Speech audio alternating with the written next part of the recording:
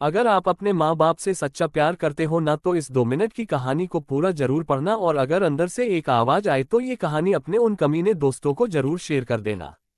माँ बाप को दुख मत जो जिद करते हैं खुद से अपनी सफलता के लिए नहीं, अपने माँ बाप से अपने शौक पूरे करने के लिए। एक लड़के ने अपने पिता से कहा, पापा मुझे नया मोबाइल चाहिए। पिता ने कहा, बेटा अभी कुछ वक्त रुक जा, फिर तुझे एक नया मोबाइल दिल दूंगा।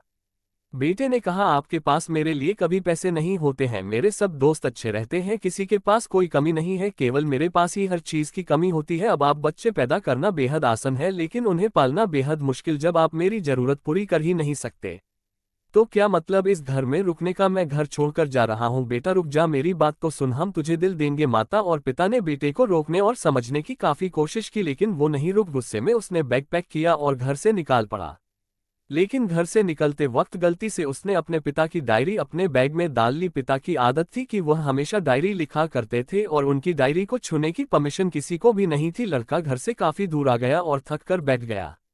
जब उसने वो डायरी देखा तो उसने सोचा, आखिर मिल ही गया खजाना। आज पता चल जाएगा कि मेरे पिताजी ने कहाँ कहाँ दौलत छुपा रखी है और उन्हें किन किन लोगों से पैसे लेने हैं, और सरा का सरा लेखा झुका आज मुझे मिल जाएगा। बेटे को लगा इस डायरी में पिताजी की सारी लेन देन का हिसाब होगा। जैसे ही लड़के ने उस डायरी को पढ़ना शुरू किया उसकी आंखों से आंसू बहाने लगे। डायरी की शुरुआती पन्नों में बेटे को जो बाइक दिलाई थी उसका हिसाब लिखा था जिसकी ईएमआई पिताजी अभी तक चुका रहे थे।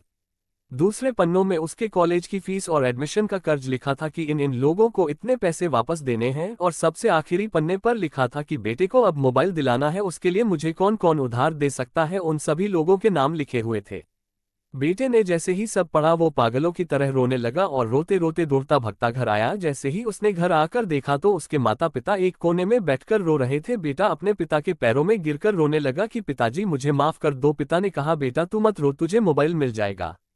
बेटे ने कहा, पिताजी मुझे आपसे कुछ नहीं चाहिए, मुझे पता चल चुका है आप इस डायरी में हम लोगों से क्या छुपाते थे। मैं अब आपको कोई कम नहीं करने दूंगा, मैं मेहनत करके सब कुछ ठीक करूंगा। ये सुनकर पिताजी ने बेटे को गले से लगा लिया।